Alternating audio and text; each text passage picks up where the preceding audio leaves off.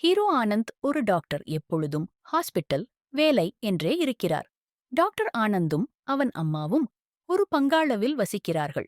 ஆனந்திற்கு ஒரு தம்பி ரமேஷ். ஆனந்தின் சித்தப்பா மகன், எப்பொழுதும் பிஸியாக இருப்பவன். அதேபோல் ஆனந்த் ஆஸ்பத்திரியில் வேலை செய்யும் டாக்டர் லதாவுக்கு டாக்டர் ஆனந்தின் மேல் காதல். அப்படி இருக்க, ஒரு நாள் இரவு வேலை முடிஞ்சு டாக்டர் ஆனந்த் வீட்டுக்கு காரில் சென்று கொண்டிருக்கும்போது நடுரோட்டில் ஒரு பொண்ணு லிப்ட் கேட்க, இவரும் காரை நிறுத்தி அந்த பெண்ணுக்கு லிப்ட் தர, அந்த பெண் சுடுகாட்டில் அருகில் இருக்கும் பங்களாவில் காரை நிறுத்த சொல்லி அங்கேயே இறங்கிக் கொள்கிறாள். அந்த பெண் இறங்கியதும் பங்களாவின் கதவு தானாக திறக்கிறது. அந்த பெண் உள்ள போன உடனே கதவு தானாக மூடிக்கொள்ள அந்த பெண்ணும் மறைந்து விடுகிறாள். டாக்டர் ஆனந்த் மிகவும் பயந்து அங்கிருந்து தன் வீட்டுக்கு காரில் சென்று விடுகிறார். டாக்டர் ஆனந்திற்கு சுடுகாட்டுப் பெண் பற்றிய ஞாபகமாகவே இருக்கிறது. மறுநாள் டாக்டர் ஆனந்திற்கு ஃபோன் கால் ஒன்று வருகிறது. அதில் ஒரு பெண் தன் உறவினருக்கு உடல்நிலை சரியில்லை என சொல்லி அவரை வர சொல்லி அதே பங்களாவிற்குள் அழைத்துச் செல்கிறாள். அங்கு அந்த சுடுகாட்டுப் பெண் இறந்த நிலையில் இருக்கிறாள். திடீர் என்று தன்னை கூட்டி வந்த பெண் காணவில்லை என அறிந்து டாக்டர் ஆனந்த் அங்கிருந்து வெளியே சென்று போலீஸை அழைத்துக் கொண்டு மீண்டும் அங்கு வருகிறார். இப்பொழுது அந்த பங்களாவில் யாருமே இல்லை. இந்த ஞாபகங்களுடனே டாக்டர் ஆனந்த் இருக்க, ஆனந்தின் அம்மா அவருக்கு திருமணம் செய்து வைக்கிறார். பெண்ணின் முகத்தை கூட பார்க்காமல் திருமணம் செய்து கொண்ட டாக்டர் ஆனந்த் முதல் இரவு அறையில் அந்த பெண்ணின் முகத்தை பார்த்து அதிர்ந்து போகிறார். காரணம், சுடுகாட்டு பெண்தான் மனைவி சந்தியாவாக வந்திருக்கிறாள் என்பதே.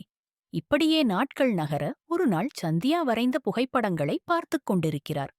அதில் சுடுகாட்டு பங்களா வரைந்திருக்க அதைப் பார்த்துவிட்டு, டாக்டர் ஆனந்த், இது எப்படி வரைந்தாய் என சந்தியாவிடம் கேட்க, அதற்கு சந்தியா இது கற்பனையாக வரைந்தது என்று கூற அவரை அழைத்துக் கொண்டு அதே பங்களாவிற்கு செல்கிறார்.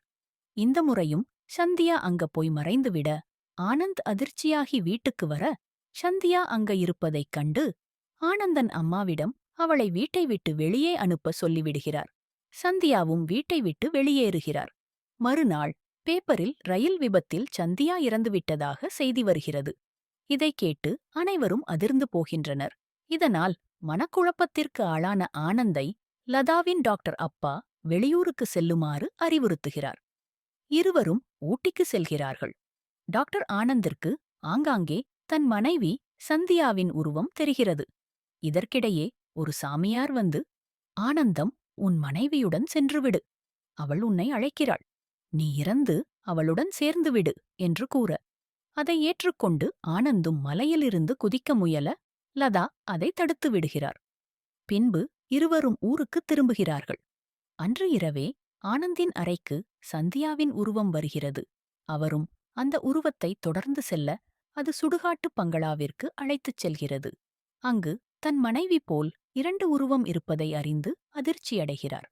அங்கு ஆனந்தை கொலை செய்ய அவரின் தம்பியான ரமேஷ் முயல்கிறான்.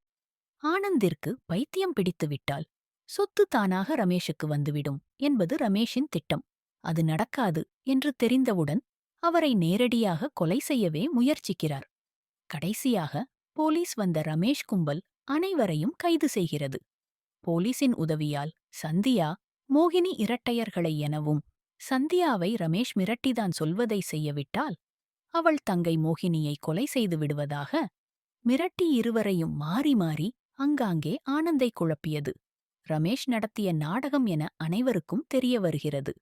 அதில் ரமேஷ் திட்டத்தால் மோகினி பரிதாபமாக இறந்துவிட டாக்டர் ஆனந்தும் சந்தியாவும் நிம்மதியாக வாழ்கிறார்கள். இதுவே யார் நீ படத்தின் கதை.